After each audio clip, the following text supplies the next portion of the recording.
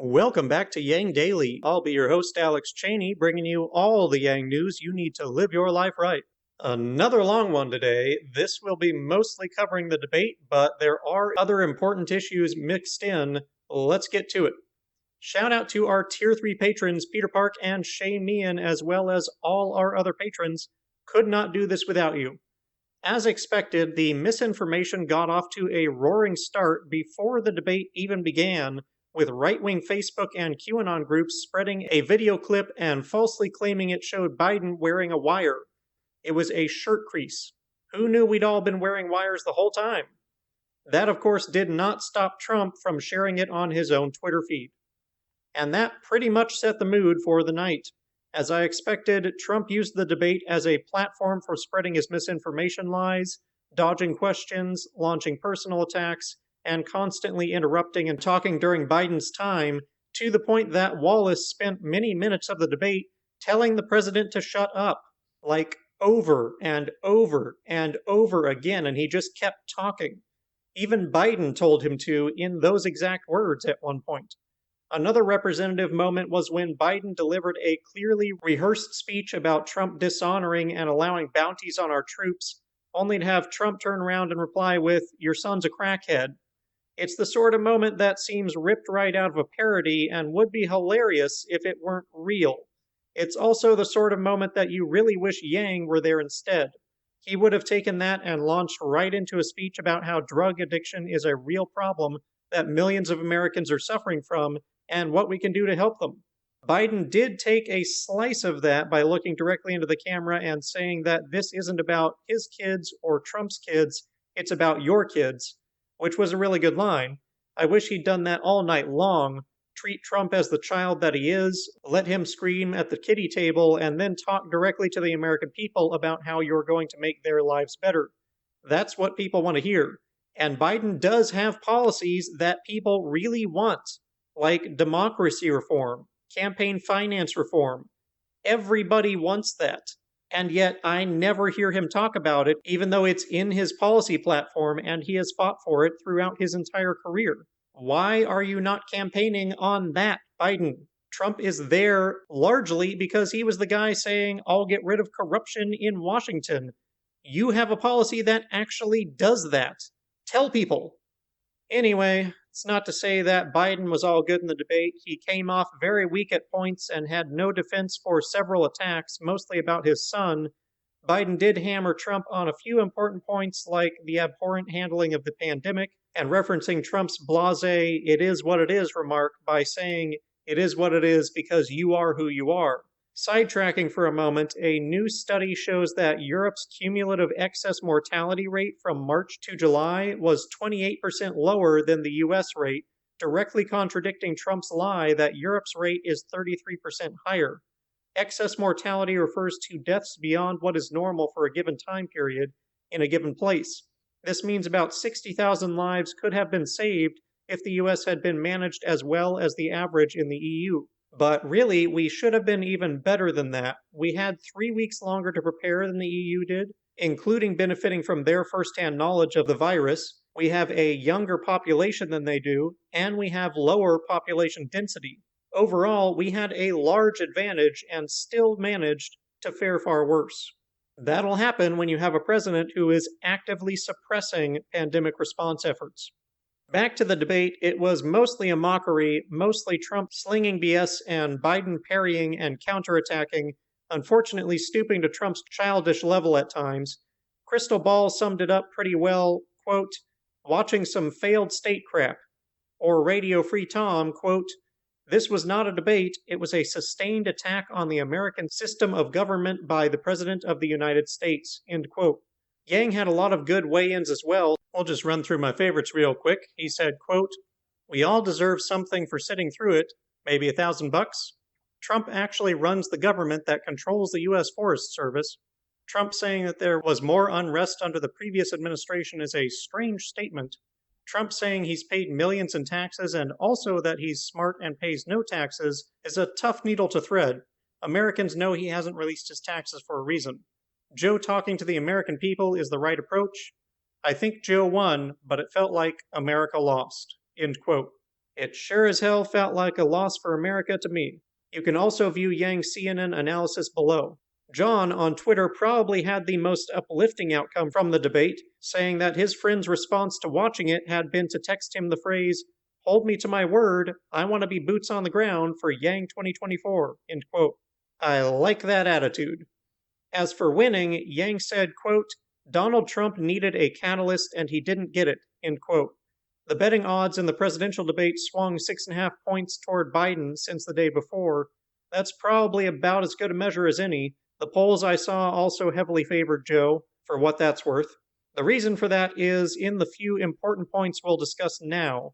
The most talked about moment of the debate seems to be when Trump was asked to denounce white supremacist and militia groups. After blaming all the violence on the left, he said that he would. Wallace and Biden urged him on. Trump asked who to denounce. Biden said the Proud Boys being a violent, nationalistic, Islamophobic, transphobic, and misogynistic hate group as defined by the Anti-Defamation League, a nonprofit organization that tracks extremist groups. Of course, you'll find differing opinions on that, but they certainly seem to have no problem marching with the KKK in the Unite the Right rally. Trump responded with, quote, Proud Boys, stand back and stand by, end quote. Then he followed it up by saying someone needs to do something about the left. Unsurprisingly, people were not impressed with that as a denunciation. In fact, it sounded more like orders for the Proud Boys to await further commands to attack the left. The Proud Boys themselves certainly took it that way. Megan Squire, a computer science professor at Elon University in North Carolina who tracks online extremism, said Trump's giving the Proud Boys orders was their long-sought fantasy. On the social media app Telegram, one post in all caps said, Trump didn't disavow the Proud Boys. Another said, standing by, sir. On Parler, Proud Boys organizer Joe Biggs said, quote, Trump told the Proud Boys to stand by because someone needs to deal with Antifa. Well, sir, we're ready. Trump basically said to go F them up. This makes me so happy, end quote. Within an hour, the Seattle chapter had redesigned their shoulder patches to wrap Trump's words around their logo. If history is any guide, we could be looking at Trump's American SS. Trump's single-sided blame also is a falsehood. According to the New Republic, people with far-right beliefs like white supremacists and nationalists were responsible for 35% of the attacks that had happened on American soil over the last 7 years, up from 6% in the 2000s. That data gathered by the University of Maryland's Global Terrorism Database, which was founded in 2002, shortly after the September 11th attacks. Neither does Trump have a good record on policing right-wing violence. Shortly after Trump took office, the administration rescinded a $400,000 grant to Life After Hate, an organization dedicated to helping people leave far-right hate groups like the KKK.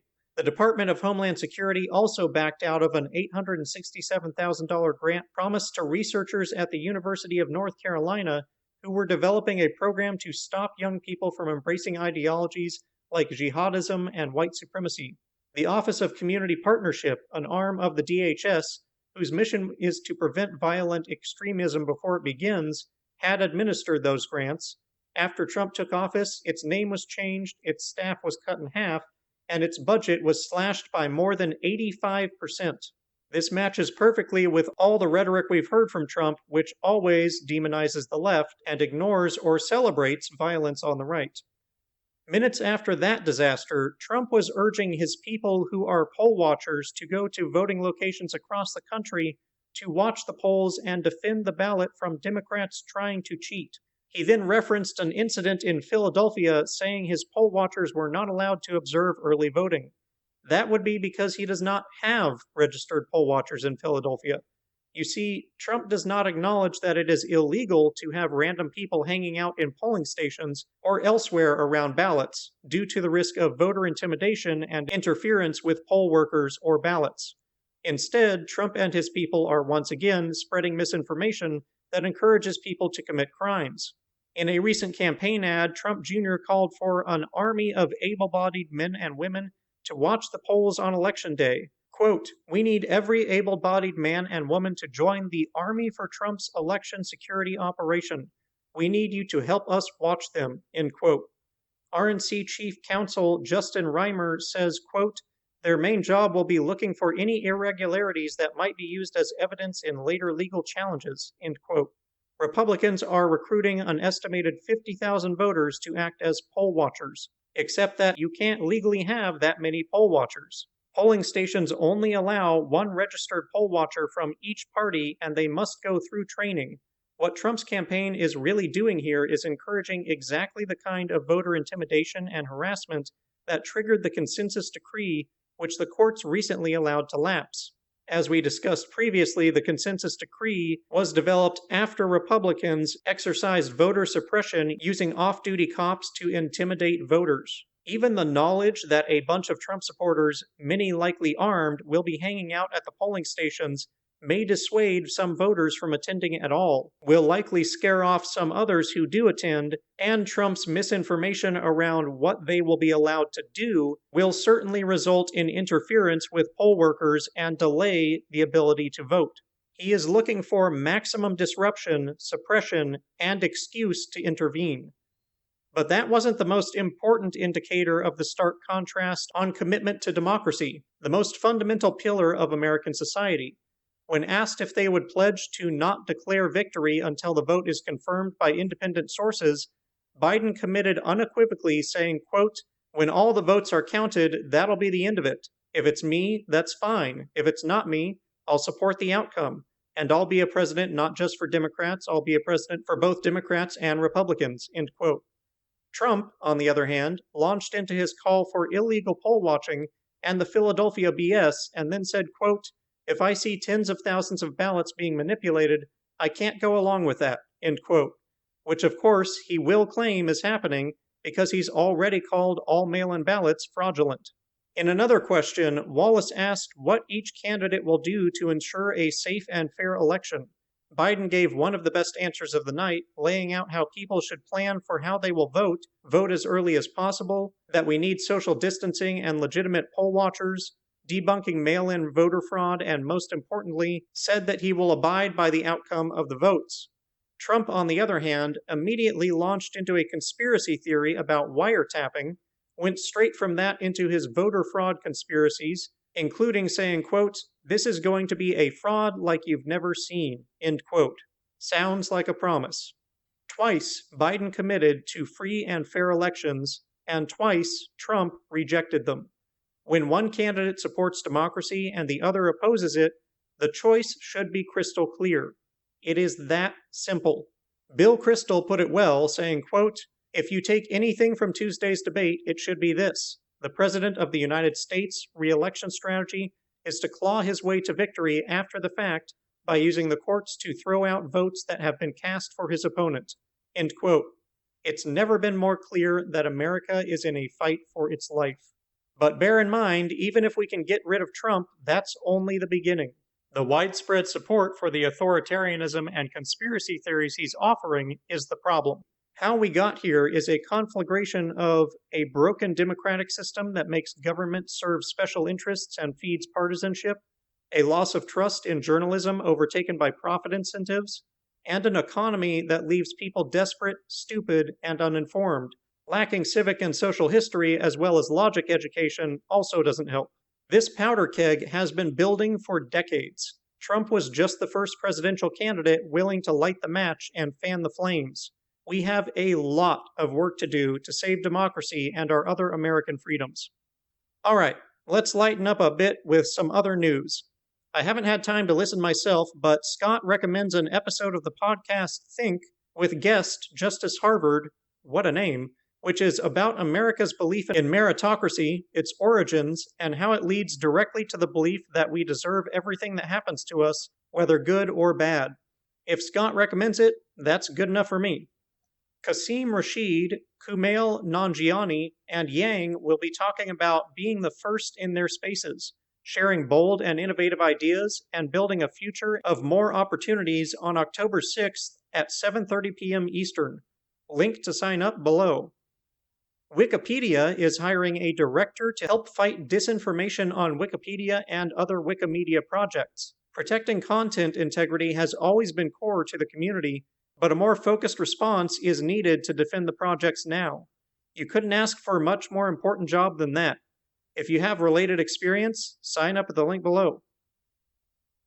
And we even have some good news. The Welsh Parliament just successfully passed a motion proposed by Jack Sargent calling on the Welsh government to establish a UBI pilot in Wales and funding for a Wales-wide UBI. UBI Lab continues to amaze me.